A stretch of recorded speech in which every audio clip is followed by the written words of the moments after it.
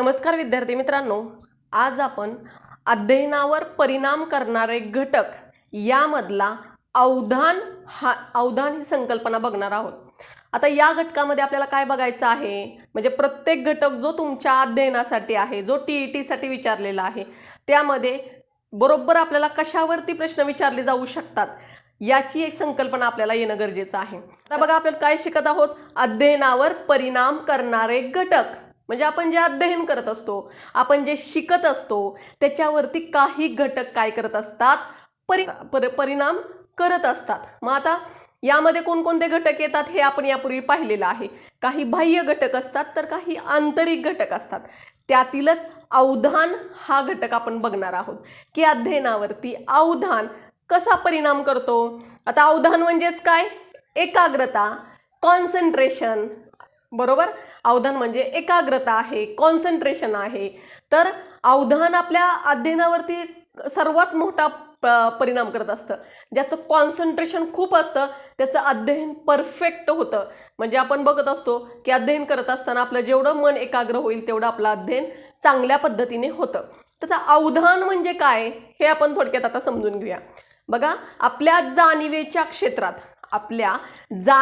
क्षेत्रात अनेक उद्दीपक असतात। बघा, आपण जे शिकत असतो आपल्या या जाणीवेच्या क्षेत्रात अनेक उद्दीपक असतात।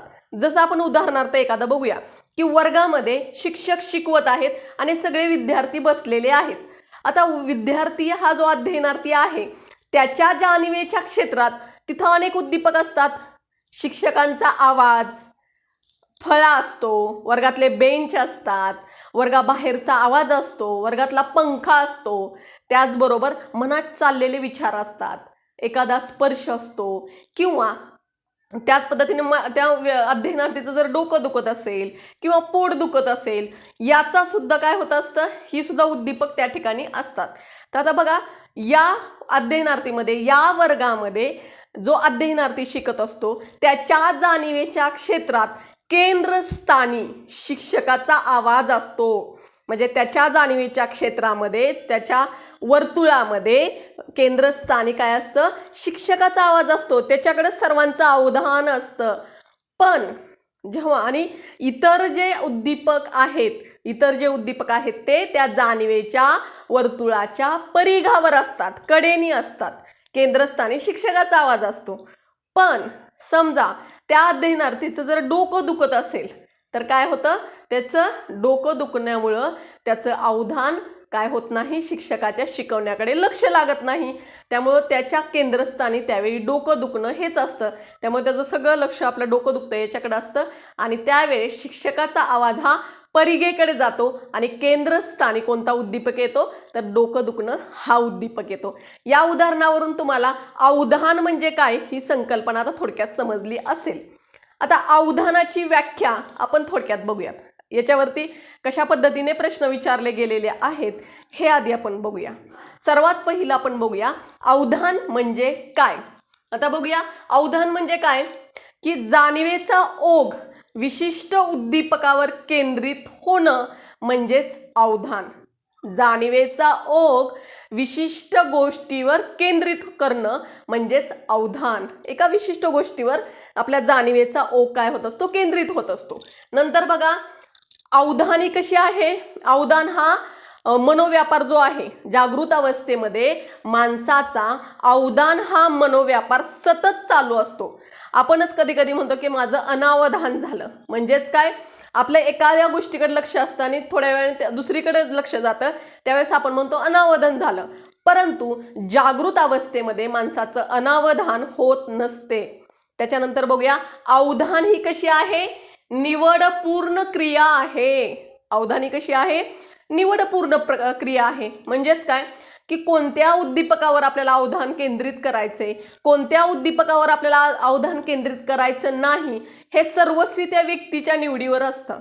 त्यामुळं जरी वर्गात शिक्षक शिकवत असले तरी आपण काय करू शकतो, शिक्षकाच्या शिकवण्याकडे लक्ष देऊ शकतो किंवा आपल्या मनात जे विचार चाललेले आहेत त्याच्यावरती आपलं अवधान केंद्रित होऊ शकतं।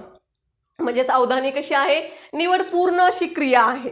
त्याच्यानंतर बघूया, अवधान कसं असतं, अवधानी मनोव्यापार कसा आहे तर चंचल आहे। अस्थिर असतो. लहान मूल हे सगळ्यात मोठं उदाहरण आहे बघा. लहान मुलं किती चंचल असतात.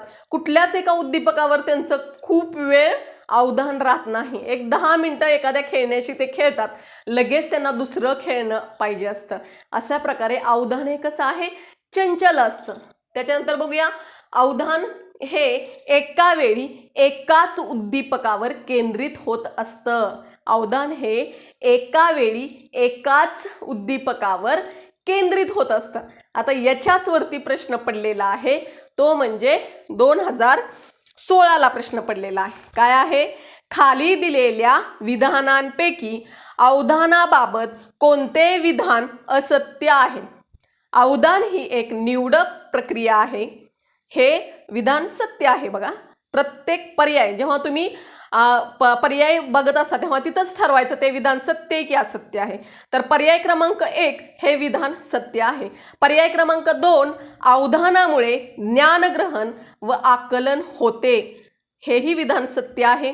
विधान 3, एका वेळी एकापेक्षा अधिक गोष्टींवर अवधान केंद्रित करता येते, हे विधान असत्य आहे. तरी आपण पुढचा पर्याय वाचूया.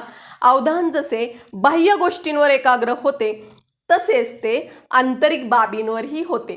तर 1, 2 आणि 4 हे पर्याय सत्य आहेत आणि पर्याय क्रमांक 3 हा असत्य आहे. हा प्रश्न 2016ला विचारलेला आहे.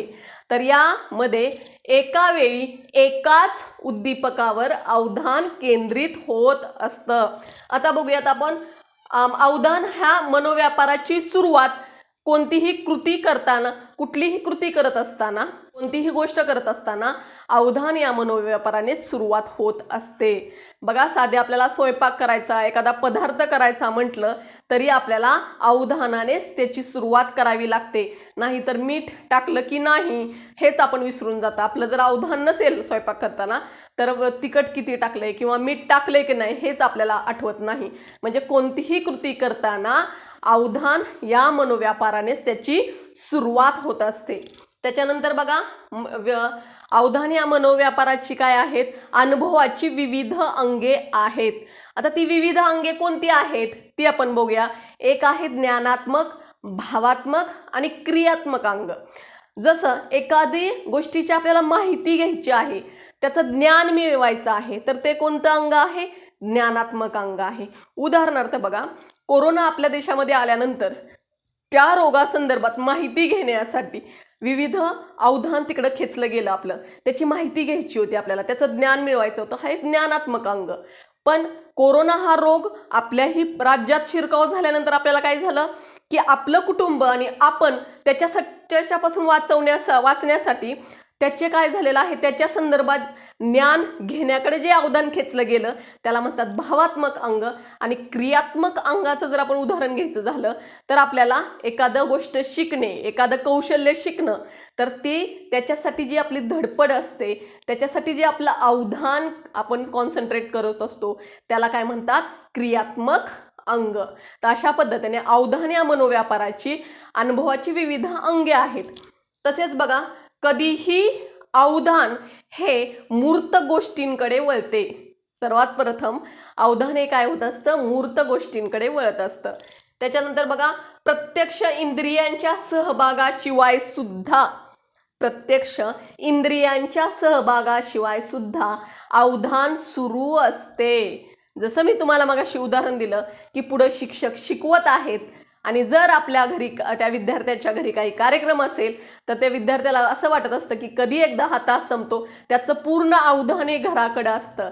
म्हणजे पुढे शिक्षक शिकवत आहेत, तो अस्तित्वात आहे, त्या वर्गामध्ये तो विद्यार्थी अध्ययनार्थी बसलेला असतो, पण त्याचं पूर्ण अवधान हे घरी असतं. म्हणजे प्रत्यक्ष इंद्रिय सहभागाशिवाय सुद्धा अवधान सुरू असते.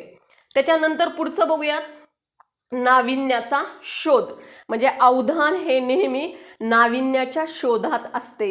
अगदी लहान मुलांना सुद्धा एक खेळणं झाल्यानंतर नवीन खेळणं अवधानासाठी द्यावं लागतं आपल्याला. तेच खेळणं लहान मूल सुद्धा घेत नाही. तसंच प्रौढ माणसांची सुद्धा अवस्था असते. आपल्याला सुद्धा सतत नवीन गोष्टीचे आकर्षण असते. नवीन गोष्टी आपल्याला आकर्षित करत असतात, आपलं अवधान खेचत असतात. त्याच्यानंतर बघा, बाह्य व आंतरिक बाबींवर सुद्धा अवधान होत असते. आंतरिक आणि बाह्य गोष्टींवर सुद्धा काय होत असतं, अवधान होत असते. आता या घटकावर, या पॉइंटवरती सुद्धा प्रश्न पडलेला आहे. 2018ला पडलेला प्रश्न आहे, खाली दिलेल्या विधानांमध्ये कोणते विधान हे अवधानाचे वैशिष्ट्य नाही? 1 नंबरचा पर्याय आहे, अवधान ही निवडक प्रक्रिया आहे. 2, अवधानामुळे ज्ञानग्रहण व आकलन होते. 3, अवधान आंतरिक बाबींवर एकाग्र होत नाही. आणि 4था पर्याय आहे, अवधान एखाद्या गोष्टींवर दीर्घकाळ टिकवून ठेवता येत नाही. आता बघा, तिसरा जो पर्याय आहे, अवधान आंतरिक बाबींवर एकाग्र होत नाही, हे अवधानाचे वैशिष्ट्य नाही. त्यामुळे या प्रश्नाचं उत्तर पर्याय क्रमांक 3 आहे. तर अशा पद्धतीने या मुद्द्यावरती 2018ला प्रश्न विचारण्यात आलेला आहे. तर अशा पद्धतीने आपण काय बघितले आहेत, अवधानाची वैशिष्ट्ये, अवधानाच्या व्याख्या. आता आपण पुढे बघूयात की अवधानावर परिणाम करणारे घटक, म्हणजे आपलं कॉन्सन्ट्रेशन होत नाही, आपली एकाग्रता होत नाही, अभ्यास करताना आपली एकाग्रता होत नाही. जसं तुम्ही TETचा अभ्यास करत असता, तर तुमच्या TETच्या अभ्यासावर करताना सुद्धा अनेक उद्दीपकांचा परिणाम होत असतो. तर ते कोणकोणते घटक आहेत, अवधानावर परिणाम करणारे घटक कोणते, हे आपण थोडक्यात बघूयात. बघा, सर्वात पहिला जो आहे अवधानावर परिणाम करणाऱ्या घटकापैकी पहिला आहे उद्दीपक प्रकार. उद्दीपक प्रकार, जसं बघा, उद्दीपक पंचेंद्रियांना उद्दीपित करत असतात. आणि पंचेंद्रियांची संवेदना कोणकोणत्या आहेत, तर दृक, श्राव्य, गंध, स्पर्श, रुची, हे काय आहेत, आपल्या संवेदना आहेत. त्याच्यामध्ये सुद्धा दृक आणि श्राव्य हे उद्दीपक अधिक लवकर आकर्षित करतात व्यक्तींना, माणसांना, अध्ययनार्थींना. जसं बघा, टीव्हीवरील जाहिराती आपल्याला काय करत असतात, लगेच आकर्षित करत असतात. टीव्हीवरच्या जाहिराती आपल्याला पटकन एखादी गोष्ट लगेच आणावीशी वाटते, म्हणजे त्या जाहिराती आपल्याला काय करतात, आकर्षित करत असतात. त्याचबरोबर बघा, त्याच्यानंतर येतो तो म्हणजे गंध. गंध सुद्धा व्यक्तीला, अध्ययनार्थीला आकर्षित करत असतो. आता आपण रस्त्याने चाललेलो आहोत आणि एखाद्या अकॅडमीची वगैरे काय चाललेली आहे, जाहिरात चाललेली, किंवा एखादा एक्झिबिशन आहे गावामध्ये, त्याच्यासाठी काय केलेलं असतं, रिक्षाला मोठे बॅनर लावून ध्वनी फीत वाजवत की आशा चाललेली असते. तर सर्वांचं अवधान तिकडे होत असतं, म्हणजे दृकश्राव्य माध्यमाचं अवधान, आकर्षण लवकर होत असतं. म्हणूनच या ठिकाणी आपण काय केलं पाहिजे, आपल्या अध्यापनामध्ये जितकं जास्तीत जास्त आत्ताची आधुनिक तंत्रज्ञान आपण वापरू, तेवढ्या संकल्पना क्लिअर होत असतात. बरोबर. तर अशा पद्धतीने अनेक आधुनिक साधनं आलेली आहेत, प्रोजेक्टर आलेले आहेत. LCD वरती आपण दाखवू शकतो मुलांना, लॅपटॉपवरती आपण मुलांना विविध संकल्पना दाखवू शकतो. त्यानंतर बघा, उद्दीपक आकार. उद्दीपकाचा आकार जेवढा भव्य असेल तेवढं अवधान आकर्षित केलं जातं. जसं बघा, आपण कुठल्याही शहरात गेल्यानंतर तिथं मोठमोठे काय असतात, बॅनर्स असतात, मोठमोठे पोस्टर्स लावलेले असतात. त्याच्यामध्ये मग कपड्याची, कलाकारांचे फोटो असतात, मग कपड्याची जाहिरात असते, कपड्याच्या दुकानाची किंवा दागिन्यांच्या दुकानाची जाहिरात असते. त्याकडे आपलं लगेच लक्ष केंद्रित होतं, म्हणजेच आकार जेवढा भव्य असेल तेवढं आपलं लक्ष केंद्रित होतं. त्याचबरोबर बघा, मोठमोठी दुकानं असतात, त्याकडेही आपलं अवधान आकर्षित केलं जातं. किंवा हॉटेलच्या बाहेर मोठा बॅनर लावलेला असतो, ते बॅनर बघूनच आपल्याला त्या हॉटेलमध्ये जावंसं वाटतं. म्हणजे अशा पद्धतीने उद्दीपकाचा आकार जेवढा भव्य असेल तेवढं उद्दीपकाचं काय होत असतं, आकर्षण निर्माण होत असतं. आता बघा, पुढचं आहे उद्दीपक तीव्रता. उद्दीपक तीव्रता म्हणजे भडक रंग, तीव्र प्रकाश झोत, भडक गंध, तीव्र गंध, मोठा आवाज, हे सुद्धा काय करत असतात, अवधान आकर्षित करत असतात. जसं बघा एखादी मिरवणूक चाललेली आहे आणि त्याच्यामध्ये डीजे लावून जोरजोरात गाणी लावलेली असतात, वरात असते, अशा गोष्टीकडं आपोआप अवधान आकर्षित केलं जातं. आपला परीक्षा असेल, पेपर असेल आणि कुठून मिरवणूक चालली असेल तर तुम्हाला वाटतं की कधी एकदा ती मिरवणूक जाते, कारण आपलं पूर्ण अवधान हे तिकडं आकर्षित केलं जातं. म्हणजेच याच्यामध्ये काय आहे, उद्दीपकाची तीव्रता जेवढी अधिक असते तेवढं अवधान आपल्याकडे आपलं तिकडं आकर्षित केलं जातं. त्याच्यानंतर बघा उद्दीपक हालचाल स्थिरपेक्षा हलता उद्दीपक आकर्षित करतात. गणपतीच्या काळामध्ये गणपती समोर विविध देखावे उभे केलेले असतात, तर हलता देखावा आपल्याला जास्त आकर्षित करतो. लहान मुलांना नव्हे मोठ्या माणसांना सुद्धा हलते देखावे काय करत असतात, आपल्याला आकर्षित करत असतात. तसंच शाळेमध्ये जे शिक्षक चे एक्सप्रेशन, हालचाली, चेतक बदल, आपण ज्याला काय म्हणतो चेतक बदल, डीएड आणि बीएड झालेल्या सर्व शिक्षकांना माहिती आहे की चेतक बदल जितका तुमचा चांगला असेल तितकं मुलांचं अवधान तुमच्याकडे खेचलं जातं. तुमच्या अध्यापनाकडे अध्ययनार्थी तेवढ्या उत्सुकतेने लक्ष देत असतो. म्हणजे फक्त मख्खपणे जर आपण उभा राहून कसलाही आवाजात चढ उतार न करता जर शिकवत राहिलो तर ते अध्यापन कसं निरस वाटणार आहे अध्ययनार्थींना. त्यामुळं उद्दीपक कसा असणारा असायला पाहिजे, हालचाल करणारा, योग्य अशा हालचाली करणारा उद्दीपक असायला पाहिजे. त्याच्यानंतर बघा विरोधी उद्दीपक, जसं बघा विरोध उद्दीपक जवळजवळ असतात. म्हणजे काळा आणि गोरा असेल, रस्त्याने एखादा जाड माणूस आणि लुकडा माणूस चालला असेल तर आपलं लक्ष लगेच तिकडे आकर्षित होतं. त्याच पद्धतीने बुटका आणि उंच माणूस चालला असेल तर त्याच्याकडे सुद्धा आपलं लक्ष लगेच आकर्षित होतं. म्हणजे उद्दीपक कसे असतील, विरोधी असतील आणि ते जवळजवळ असतील तर लगेच आपलं अवधान तिकडं आकर्षलं जातं. त्याचबरोबर बघा उद्दीपकाची पुनरावृत्ती, वारंवार समोर येणारा उद्दीपक आकर्षित करत असतो. जसं टीव्ही बघत असताना सतत समोर येणाऱ्या जाहिराती व्यक्तींना आकर्षित करत असतात. त्यामुळे आपल्या अध्यापनामध्येही पुनरावृत्ती केली तर विद्यार्थ्यांना ते गोष्ट समजणार आहे. नंतर बघा उद्दीपक बदल, उद्दीपकांमध्ये अचानक होणारा बदल हे काय करत असतो, आकर्षित करत असतो. बघा आपल्याला एखाद्या व्यक्तिमत्वामध्ये अचानक बदल होतात किंवा शिक्षक शिकवत असताना आवाजात चढ उतार करत असतात. त्यांच्या शिकवण्यामध्ये एक सुरीपणा नसतो, आवाजात चढ उतार करणं, जसे त्याच्यात भावना आहेत, आशयामध्ये जशा भावना आहेत तशा त्यांच्या भावना, तसा त्यांचा आवाज होत असतो. मुलांना एखादी गोष्ट सांगत असताना सुद्धा त्यांच्या आवाजात चढ उतारपणा होत असतो, बदल होत असतो. त्यामुळे काय होतं, आपलं आकर्षण लगेच तिकडं होत असतं. बरोबर. त्यानंतर बघूया उद्दीपकांची मांडणी. जसं बघा आपण बाजारामध्ये गेल्यानंतर फळ विक्रेते जे आहे ना ते फळांची खूप उत्कृष्ट अशी मांडणी करत असतात. त्यामुळं गिराईक त्यांच्याकडे आपोआप आकर्षित केलं जातं. तसंच बघा आपल्याला डीएड आणि बीएड करत असताना आपण काय फलक लेखन शिकतो. म्हणजे फळ्याचे 2 भाग करायचे, मग त्याच्यामध्ये तुमच्या मुद्द्यांची योग्य अशी मांडणी करायची. याच्यामुळं काय होतं, मुलांना मुलं अभ्यास करत असताना त्यांना जसा ना तसा तो फळा त्यांच्या समोर दिसत असतो. व्यवस्थित मांडलेलं जे लेखन आहे, अक्षर, सुंदर अक्षर, असं ना असं मुलांना ते आठवत असतं. त्याच्यानंतर बघूया उद्दीपकाचे नाविन्य, म्हणजे नवीन वस्तूकडं, नवीन गोष्टीकडे अवधान खेचलं जातं.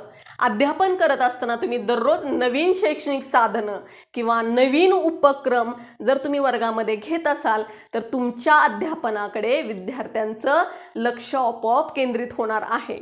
आता पुढचा घटक आहे ते म्हणजे गरज. कोणत्याही गोष्टीची गरज असेल की आपलं त्याकडे अवधान आकर्षित होतं किंवा अवधान खेचलं जातं. जसं बघा आपल्याला नोकरीची जर गरज असेल तर नोकरींच्या जाहिरातीकडे आपलं अवधान खेचलं जातं. त्याचबरोबर बघा आता TET पेपर 31 तारखेला डिक्लेअर झाल्यानंतर विद्यार्थ्यांचं अवधान कशावरती केंद्रित झालं तर TETच्या अभ्यासावरती, अध्ययनावरती अवधान काय झालेलं आहे, कॉन्सन्ट्रेट त्याच्यावरती अवधान झालेलं आहे. त्याच्यानंतर बघूया अभिरुची. तर अभिरुची हा काय आहे, सर्वात महत्त्वाचा घटक आहे, अवधानामधला सर्वात महत्त्वाचा घटक आहे. जर व्यक्तींना, अध्ययनार्थीला जर एक काय असतं, एखादी घटक आकर्षित करतो आणि तिकडं आकर्षित झाल्यामुळे त्याचं अवधान आपोआप तिथं होत असतं आणि अशा गोष्टी करत असताना बिलकुल थकवा येत नाही. बरेच व्यक्ती काय करतात, आपल्या आवडीच्या क्षेत्रात काम करत असतात, आपल्या आवडीच्या क्षेत्रात करिअर करत असतात, तर त्यांना त्याच्यामध्ये थकवा अजिबात जाणवत नाही. त्याचबरोबर बघा, यश मिळालं की माणसाची अभिरुची वाढत असते. शिक्षण क्षेत्रामध्ये पाहिल्यानंतर आपण बघूया, शिक्षकाचे व्यक्तिमत्व, अवधान व अभिरुची विद्यार्थ्यांमध्ये निर्माण होण्यासाठी खूप सहाय्यक ठरत असते. त्याचबरोबर बघा, शाळेमध्ये होणारे किंवा अध्यापनात होणारे विविध उपक्रम, विविध ॲक्टिव्हिटी ह्याच्यामुळं काय होत असतं, विद्यार्थ्यांच्यामध्ये अभिरुचीही निर्माण होते आणि अध्यापनामध्ये अवधानसुद्धा त्यांचं होत असतं. तर अशा पद्धतीने विविध उपक्रम काय करत असतात, अभिरुची निर्माण करण्यासाठी, अध्ययनामध्ये अभिरुची निर्माण करण्यासाठी सहाय्यक ठरत असतात. म्हणजेच बघा, आपण उदाहरणार्थ बघितलं, आपण क्रिकेट मुलं खेळतात, म्हणजे दिवसभर म्हटलं तरी ते ग्राउंडवर क्रिकेट खेळत असतात. का? कारण त्यांना क्रिकेट खेळण्यात आनंद असतो, अभिरुची असते. त्याच मुलांना दिवसभर शेतात काम करायला लावलं तर त्यांना लगेच थकवा येईल, बरोबर. पण क्रिकेट दिवसभर खेळलं तरी त्यांना थकवा येत नाही, कारण क्रिकेट ही त्यांची अभिरुची आहे, बरोबर. त्याच्यानंतर बघूया, तात्कालिक मनस्थिती. तात्कालिक मनस्थिती सुद्धा अवधानावरती परिणाम करत असते. ऐन परीक्षेच्या वेळेस कोणाला काही आजारी पडलं, ताप आला, तर त्याचा परिणाम काय होत असतो, त्या पेपरवरती होत असतो. आपलं अवधान होत नाही, कॉन्सन्ट्रेशन त्या ठिकाणी होत नाही. म्हणजे त्यावेळी तात्कालिक मनस्थिती ही सुद्धा अवधानावरती काय करत असते, परिणाम करत असते. अति आनंद, अति दुःख, चिंता, भीती ही अवधानावरती परिणाम करत असतात. एखादे शिक्षक खूप कडक असतात आणि तेव्हा ते शिकवत असतात, त्यावेळेस आपलं कितीही तिथं अवधान असलं तरी आपल्याला त्याचं उत्तर देता येत नाही, कारण अवधानावरती भीती कार्यरत असते. त्यामुळं तात्कालीन परिस्थिती, मनस्थिती विद्यार्थ्याची खूप महत्त्वाची असते. त्याच्यानंतर बघा, दृष्टिकोन. जसा दृष्टिकोन तसा अवधान त्याकडे खेचलं जातं. आपण प्रत्येक वेळी म्हणतो बघा, जैसी दृष्टी वैसी सृष्टी. म्हणजे जर आपण हिरवा चष्मा लावून जर वावरत असलो तर आपल्याला सगळं जग हिरवंच दिसतं. त्यामुळे बघा, निगेटिव्ह विचार करणाऱ्या लोकांना सगळं निगेटिव्हच दिसत असतं आणि पॉझिटिव्ह विचार करणाऱ्या लोकांना कितीही संकट आलं तर त्या संकटामध्ये काहीतरी पॉझिटिव्ह दिसत असतं. म्हणजे त्यामुळं अध्ययन करत असताना दृष्टिकोन खूप महत्त्वाचा असतो. त्याच्यानंतर बघा, सवय. विशिष्ट वेळी विशिष्ट गोष्ट करण्याची सवय असते माणसाला आणि त्याचा अवधानावरती परिणाम होत असतो.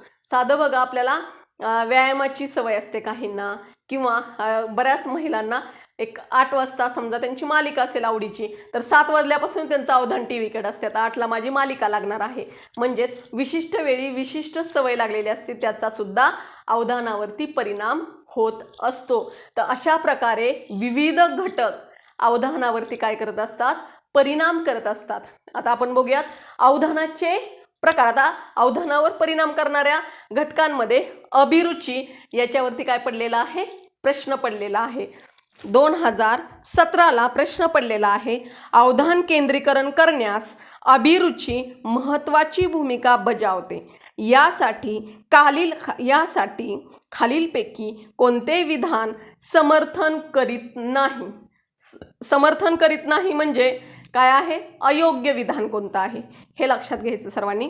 आता पर्याय क्रमांक 1 बघू. अभिरुची ही नैसर्गिक व संपादित नसते.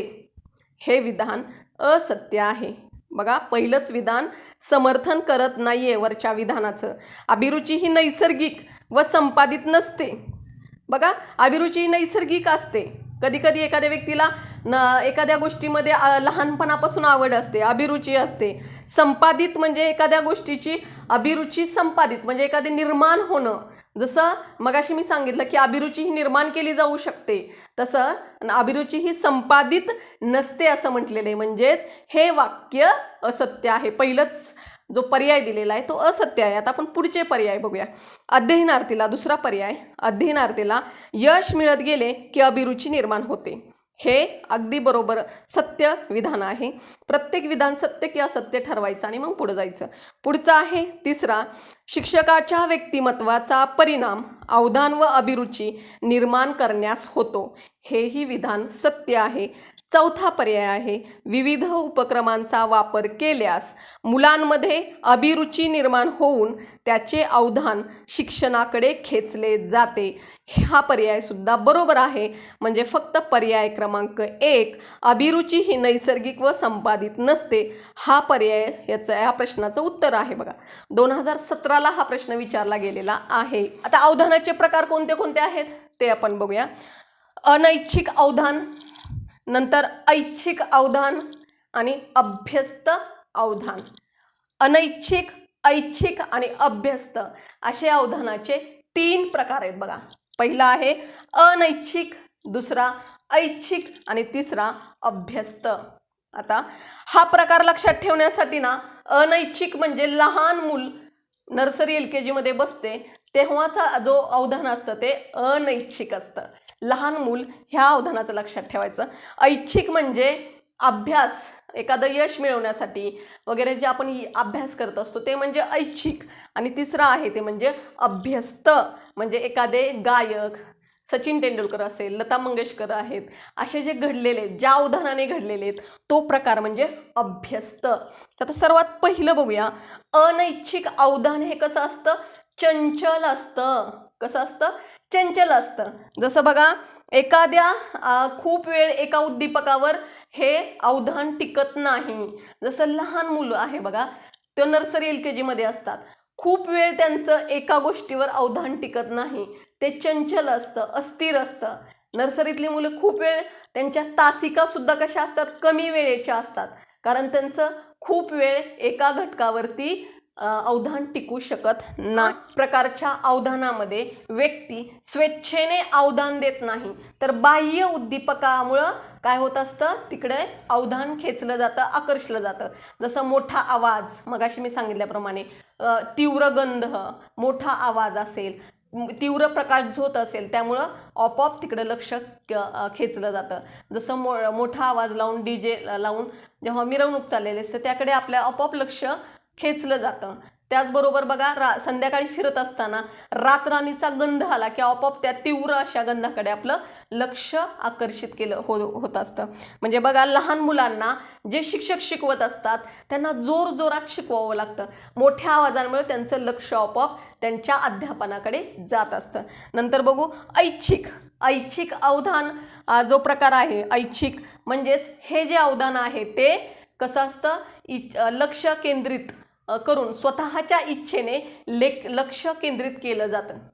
हे या अवधानामध्ये स्वतःच्या इच्छेने लक्ष केंद्रित केलं जातं आणि प्रयत्नपूर्वक लक्ष केंद्रित केलं जातं. यामध्ये काय असतं? प्रेरणा हा घटक खूप महत्त्वाचा असतो. या प्रकारच्या अवधानामध्ये प्रेरणा हा घटक कार्यरत असतो. म्हणजे जसं बघा यश मिळवणं, आत्मसन्मान मिळवणं, एखाद्या स्पर्धेमध्ये यश मिळवणं. जसं बघा आता TET आपल्याला पात्र व्हायचंय, याच्यासाठी तुम्ही काय करत आहात? पूर्ण अवधान, पूर्ण लक्ष तुमचं TET अध्ययनावरती लागलेलं आहे. TETचा जो अभ्यासक्रम आहे त्याचं अध्ययन करण्यामध्ये तुमचं पूर्ण लक्ष लागलेलं आहे. म्हणजे तुम्हाला काय आहे? एक आंतरिक प्रेरणा इथं असते की आपल्याला एक आत्मसन्मान असतो की आपल्याला काय व्हायचं आहे? TET पास व्हायचं आहे. त्याचबरोबर बघा ह्या प्रकारच्या अवधानामध्ये ताण निर्माण होत असतो. म्हणजे एक प्रकारचा आपल्या या अवधानामध्ये ताण निर्माण होत असतो आणि थकवा सुद्धा येत असतो. म्हणजे सतत अभ्यास करून आपण पास होऊ का नाही हा एक मनात ताण असतो आणि त्याच्यामुळं काय होत असतं? आपल्याला थकवा येत असतो. तर अशा पद्धतीचं काय आहे? ऐच्छिक अवधान आहे. अभ्यस्त अवधान. आता याच्यामध्ये काय असतं? अवधान विषयात अभिरुची असणं खूप आवश्यक असतं. गायक, चित्रकार, लेखक, कवी, शास्त्रज्ञ आपल्या कामात इतके गढून जातात की त्यांना भोवतालच्या जगाचं काय राहत नाही? भान राहत नाही. तासनतास ते काम करत असतात तरीही त्यांना थकवा येत नाही. अवधानाचे शैक्षणिक महत्त्व काय काय आहे किंवा अवधान याचं अध्ययनावरती परिणाम होत असतो हे आपल्याला माहीत आता समजलेलं आहे. तर अशा या अवधानाचं कुठकुठलं शैक्षणिक महत्त्व आहे? एक शिक्षक म्हणून आपण अवधान हे मुलांचं होण्यासाठी आपण कुठले प्रयत्न करू शकतो म्हणजे शैक्षणिक महत्त्व. आता सर्वात पहिलं आहे ते म्हणजे अध्यापन प्रभावी करण्यासाठी जास्तीत जास्त शिक्षकांनी प्रयत्न करणं गरजेचं आहे. समोरच्या विद्यार्थ्यांचं अवधान आपल्या अध्यापनाकडे लागावं यासाठी तुम्ही विविध गोष्टींचा अंतर्भाव अध्यापनामध्ये केला पाहिजे, अध्यापन सूत्राचा वापर केला पाहिजे, वेगवेगळ्या पाठ्यांशा क्रमबद्ध पद्धतीने सांगितला गेला पाहिजे, त्यामध्ये एखाद्या गोष्टी सांगितल्या पाहिजेत, दैनंदिन उदाहरणं दिली गेली पाहिजेत, म्हणजे अध्यापन कसं होणार आहे, प्रभावी होणार आहे आणि विद्यार्थ्यांचं अवधान तुमच्या अध्यापनाकडे आकर्षलं जाणार आहे. नंतर बघूया, लहान वयात मुलांमध्ये अनैच्छिक अवधानाचा प्रकार आपल्याला आढळून येतो. म्हणजे जे नर्सरी LKG UKG मध्ये जे मुलं शिकत असतात तर त्यांचं अवधान कसं असतं, अनैच्छिक असतं. तर अशा मुलांना काय होत असतं, अनैच्छिक अवधानामध्ये बाह्य उद्दीपकामुळे त्यांचं आकर्षण होत असतं. मग यामध्ये काय केलं पाहिजे, बाह्य उद्दीपक, आधुनिक शैक्षणिक साधनांचा वापर केला पाहिजे. शैक्षणिक साधनं, विविध रंगाची चित्र असावेत, प्रतिकृती असावेत, चार्ट वापरले गेले पाहिजेत, प्रोजेक्टरचा वापर केला पाहिजे, TV माध्यमाचा वापर केला पाहिजे. याच्यामुळं लहान मुलं कसं होतात, लहान मुलांचं आकर्षण तिथं होत असतं. म्हणजेच अनैच्छिक अवधान असतं, त्यामुळे त्यांचं अवधान त्या ठिकाणी होऊ शकतं. बघा लहान मुलांना. त्यानंतर बघूया, अभ्यासक्रम कसा असला पाहिजे, जो आपण शिकवतो तो अभ्यासक्रम जीवनाभिमुख असला पाहिजे. म्हणजे विद्यार्थ्यांचं वर्तमानकालीन भविष्यकालीन ज्या सामाजिक गरजा आहेत त्या त्यातून पूर्ण झाल्या पाहिजेत. अभ्यासक्रम हा कौशल्याधिष्ठित असला पाहिजे. जसं आजपर्यंत आपण फक्त थेरॉटिकल बघत आलो, पण आत्ताचं जे नवीन शैक्षणिक धोरण येत आहे ते अतिशय उत्कृष्ट असं नवीन शैक्षणिक धोरण आहे. कारण इयत्ता 6वी पासूनच विद्यार्थ्यांना कौशल्याधिष्ठित व्यवसायभिमुख शिक्षण दिलं जावं असं नवीन शैक्षणिक धोरणात सांगितलेलं आहे. त्यामुळं अगदी शाळेमध्ये 6वी पासूनच विद्यार्थ्यांना व्यवसायभिमुख शिक्षण दिलं जाणार आहे. मग त्याच्यामध्ये 12वी पर्यंत मुलामध्ये कुठलं ना कुठलं कौशल्य येणार. आतापर्यंतच्या शिक्षणाने 12वी झाले, MA झालं, BA झाले तरी मुलं बेरोजगार म्हणून पडून आहेत. पण आताच्या नवीन शैक्षणिक धोरणामध्ये हा जसं दिलेलं आहे की मुलांचा अभ्यासक्रम हा जीवनाभिमुख असला पाहिजे, त्याच्यामुळे मुलांचं आपोआप अवधान त्या तिकडं खेचलं जात असतं. म्हणूनच त्या पद्धतीने अभ्यासक्रमाची रचना असणं गरजेचं आहे. अध्यापनात विविध प्रेरकांचा वापर करणं गरजेचं आहे. विविध प्रेरक, जसं आपण बघितलं की अध्ययनावरती प्रेरणेचा सुद्धा प्रभाव पडत असतो. हे आपण सुरुवातीला पाहिलेलं आहे. प्रेरणा कशी सर्वात महत्त्वाची आहे अध्ययनामध्ये. तर अध्ययन मुलांचं घडून येण्यासाठी तुम्ही जेव्हा अध्यापन करत असता आणि जेव्हा तुम्ही एखादा प्रश्न विचारता त्यावेळेस विद्यार्थ्यांना छान, शब्बास असं म्हटलं गेलं पाहिजे. त्याच्यामुळे मुलांचं काय होणार आहे, अध्ययनावरती आणखीन जास्त अवधान होणार आहे. त्याचबरोबर बघा, ऐच्छिक जे आहे, ऐच्छिक अवधानाकडे मुलांचं लक्ष वेधलं जाणार आहे. त्यामुळे निंदा, स्तुती, निंदाचा सुद्धा कधी कधी प्रेरक म्हणून वापर होतो. आत्मसन्मान टिकवण्यासाठी काय होत असतं, तो विद्यार्थी त्याचा प्रेरक म्हणून वापर करून घेत असतो. त्याच्यानंतर बघा, अध्यापनातील हालचाल व चेतक बदल. D.Ed आणि B.Edला आपण मायक्रो स्किल, सूक्ष्म कौशल्य शिकत असताना हे सर्वात महत्त्वाचं असं सूक्ष्म हे आहे, मायक्रो स्किल आहे. काय की शिक्षकाच्या चेहऱ्यावरती हावभाव असायला पाहिजेत. जसा आशय आहे तसे हावभाव, हालचाली असणं गरजेचं आहे. तरच विद्यार्थ्यांचं अध्यापनाकडे अवधान होते. जर शिक्षक मख्खपणे आवाजात कसलाही चढ उतार नाही, चेहऱ्यावर कसलेही एक्सप्रेशन नाही, कसलीही हालचाल नाही, जर असं शिकवलं तर कुठल्याही मुलाचं अवधान त्यांच्या अध्यापनाकडे जात नाही. त्याच्यानंतर बघूया, विद्यार्थ्याचा सक्रिय सहभाग. अध्यापनामध्ये विद्यार्थ्याचा सक्रिय सहभाग घेतला, कृतीयुक्त सहभाग घेतला तर विद्यार्थ्यांचं त्या अध्ययनामध्ये काय होत असतं, खूप अवधान खेचलं जात असतं. त्यामुळे विद्यार्थ्याचा विविध ठिकाणी कृतीयुक्त सहभाग घेणं गरजेचं आहे. विविध उपक्रम करणं आहे, विविध ॲक्टिव्हिटी वर्गात राबवणं गरजेचं आहे. त्याच्यानंतर बघा, अनैच्छिक मुलांना अनैच्छिक अवधानाकडून ऐच्छिक अवधानाकडे आपण आपल्या अध्यापनाद्वारे नेलं पाहिजे. त्यांना जे आहे त्यांच्यामध्ये एक प्रेरणा निर्माण झाली पाहिजे. बरोबर. त्याच्यानंतर बघूया, बाह्य उद्दीपकाकडून आंतरिक उद्दीपकांकडे नेलं पाहिजे. जे बाह्य उद्दीपक त्यांच्या अवधानावरती परिणाम करत असतात तर त्यांना एकाग्रता वाढवण्यासाठी आपण त्या पद्धतीचे उपक्रम शाळेत राबवले गेले पाहिजेत. त्याच्यानंतर बघा, विषय शिकवत असताना विद्यार्थ्यांना त्या विषयामध्ये अभिरुची निर्माण झाली तर काय होणार आहे, अभ्यस्त अभिरुची अवधानाचा प्रकार त्यांच्यामध्ये निर्माण होणार आहे. त्यामुळं विषयाचे आकलन व्यवस्थित झाले विद्यार्थ्यांना तर त्यांना काय होणार आहे, त्याच्यामध्ये अभिरुची निर्माण होणार आहे. आणि अभिरुची निर्माण झाल्यानंतर काय होणार आहे, ते स्वतः अभ्यस्त दृष्टीने काय करणार आहेत, त्या घटकाचं अध्यापन करणार आहेत. बरोबर. अशाच प्रकारे शिक्षकाचं व्यक्तिमत्व प्रभावी असायला पाहिजे, जेणेकरून काय होणार आहे, विद्यार्थी त्यांच्याकडे आकर्षित होणार आहेत.